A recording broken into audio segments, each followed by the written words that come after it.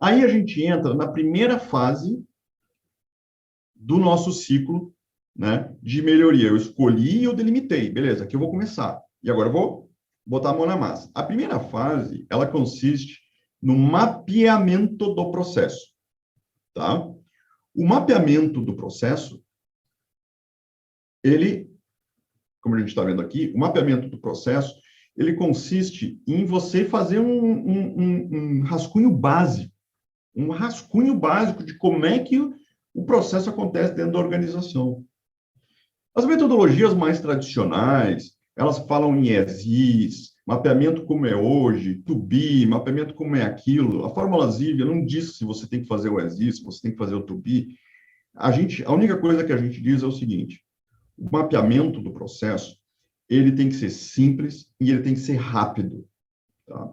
Uma organização que fica 1 mês, 2 meses fazendo o mapeamento de como o processo é executado hoje, tá? Provavelmente não vai conseguir justificar o ROI desse projeto na sequência, tá? Pode ter alguns questionamentos e a gente vê isso nos nossos clientes. No nosso treinamento EAD, a gente tem uma plataforma de treinamento EAD, que é universidade.ziv.it, tá? Então, eu vou pedir para o meu colega botar aqui no chat, para quem não conhece, universidade.ziv.it. A gente tem no EAD número 5, a gente tem alguns exemplos de mapeamento muito legais aqui. O meu colega Victor, ele mapeia um processo usando o Excel. É a ferramenta mais simples que pode ter para você fazer de forma tabular, tá? Então, ele vai, a partir de uma descrição de um usuário de negócio, listando como é que esse processo acontece, como é que as coisas acontecem. Isso é o mapeamento do processo.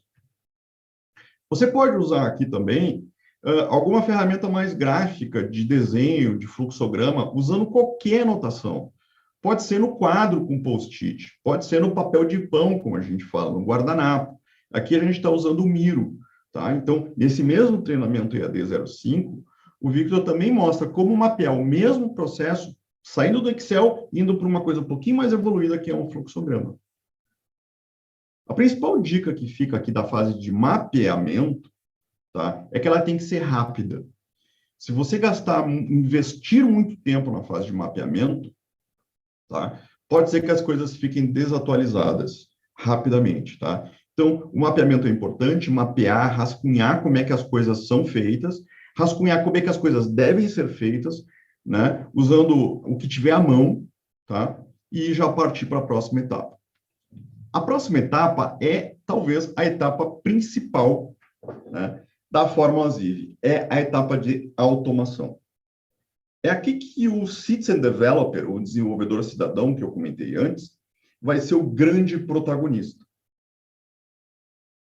Na fase de automação, o Citizen Developer vai entrar no Ziv, provavelmente dito. Veja, no mapeamento eu não entrei no Ziv ainda. Tá? Na fase de automação, o Citizen Developer vai entrar no Ziv, na plataforma, e vai desenhar o processo como ele tem que ser, usando a notação internacional BPMN, que o Ziv é baseado. Então, aqui ele vai desenhar os ícones, criar o seu processo, e a gente tem um fluxo aqui, que é o quê? Também, de novo, a visão do PDCA. Ele vai desenhar, ele vai construir o formulário, ele vai configurar as etapas e ele vai simular. E ele vai ficar nesse ciclo contínuo aqui, né, para passar da primeira fase, tá? Nesse momento, tem uma característica fundamental. Pessoal, atenção, este é o momento, é o tópico mais importante de todos. Tem uma característica importante na fase de automação. A fase de automação é a fase em que você não vai programar, estender o Ziv, integrar com nenhum software. Você só vai usar funcionalidades nativas. É por isso que a fase de automação, ela é pilotada pelo desenvolvedor cidadão. Não tem nenhuma linha de código nessa fase aqui. Você vai usar tudo possível, você vai aprender a usar a ferramenta e usar todos os recursos nativos. E eu já vou explicar por quê. Tá? Existem estudos que dizem que 45% das funcionalidades de um software nunca são utilizados e 19% raramente são utilizados. Geralmente, a gente pode dizer que 64% do escopo de um programa ele pode ser inútil, não gerar valor e não ser necessário. São números bem radicais, tá, pessoal? Mas o que isso tem a ver com o que eu falei antes? O que acontece? Quando a gente está falando, por exemplo, de Rafael, eu preciso que logo depois que comece o meu processo de compras, ele integre lá com o meu RP para buscar os dados da lista de produtos que tem no RP, por exemplo. Isso é um requisito, tá? Ao longo de 20 anos de trabalho, nós identificamos dezenas ou centenas de casos de clientes que seguiram esse caminho natural, começaram a construir o processo, e aí já tem a integração, já faz a integração, e logo depois, quando o processo começa a rodar, né, quando o processo começa a executar no mundo real, como é mesmo, aquela integração que foi desenvolvida lá era desnecessária. E, considerando as questões de mercado hoje, a coisa mais cara que você pode ter dentro de um projeto é fazer uma integração com outro sistema, porque você vai precisar de um professional developer, um desenvolvedor profissional, ou uma customização, ou eu não quero usar o que o Zig está me entregando, eu quero fazer de outra maneira. Isso vai custar tempo e dinheiro para o seu projeto. E você tem um risco, puxando aqui princípio ágil, de que isso vai ser desenvolvido e não vai ser usado. Você tem um risco grande de que isso aqui não vai ser usado. Por isso, a gente desenvolveu algumas técnicas para que você automatize o seu processo. E caso você identifique que você tem requisitos técnicos mais avançados, você trabalhe com alguns mapeamentos. Por exemplo, quando eu estou desenhando um processo aqui, eu posso criar aqui uma atividade de integração, por exemplo, criar negócio no CRM. E se eu não configurar essa atividade aqui, nada vai acontecer. O processo vai seguir reto aqui. E eu posso simular essa criação no CRM.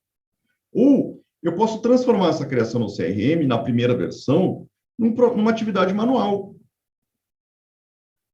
Eu posso dizer o seguinte, não, em vez de criar um negócio no CRM automaticamente, eu vou criar um negócio no CRM manualmente, eu vou passar para o fulano e o fulano vai criar na mão. Eu já vi empresas investirem meses, num caso igual a esse aqui, para depois descobrir que esse criar negócio no CRM era executado menos de 10 vezes no mês. E o tempo para fazer isso manualmente é menos de 1 minuto. Ou seja, a conta não fecha. Não vale a pena. Isso você só vai descobrir no momento que você começa a rodar o processo. É por isso que a gente busca, na fase de automação, construir todo o processo, toda a delimitação da primeira fase, né? Sem olhar, não é não olhar, sem implementar nenhum requisito técnico. E vejam bem, eu estou falando sobre isso, pessoal, porque esses são os casos mais avançados.